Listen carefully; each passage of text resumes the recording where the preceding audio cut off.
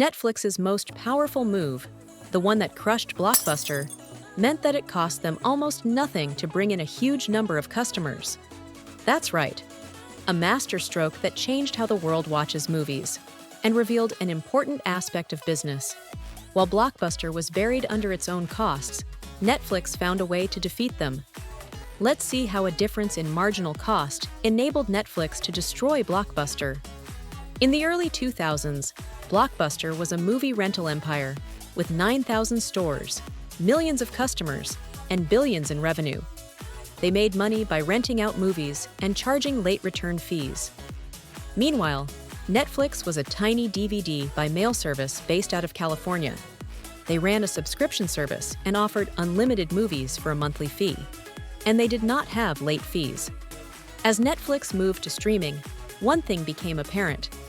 Their cost of adding additional customers was close to nothing. Once the digital streaming setup was ready, Netflix could add more customers fast and easy. Blockbuster, however, had a problem baked into its very business model.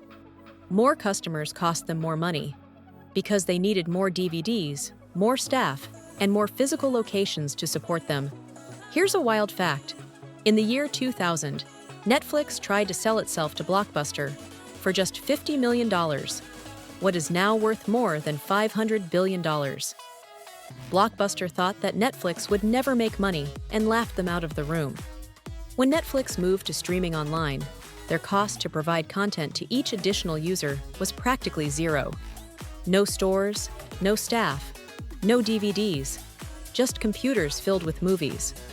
That's marginal cost in action, the cost of producing one more unit of output. Let's take an example to understand this. Say you have a DVD rental business and you rent out 100 DVDs in a week. Suppose your total weekly cost, including rent, staff wages, DVDs, etc., is $500. You now want to increase capacity to do 200 rentals per week. Your total weekly cost rises to $700 because you need more DVDs, more staff help, etc. So now your marginal cost for each additional rental beyond your initial 100 rentals is the change in total cost divided by the change in rental quantity. That is 700 minus 500 divided by 200 minus 100. That becomes 200 over 100 and comes out to be $2. In general, marginal cost is calculated as change in total cost divided by change in quantity produced. Back to Netflix. They beat Blockbuster with technology and economics and achieved massive growth. That move changed an entire industry. Hit subscribe and let's decode the next one.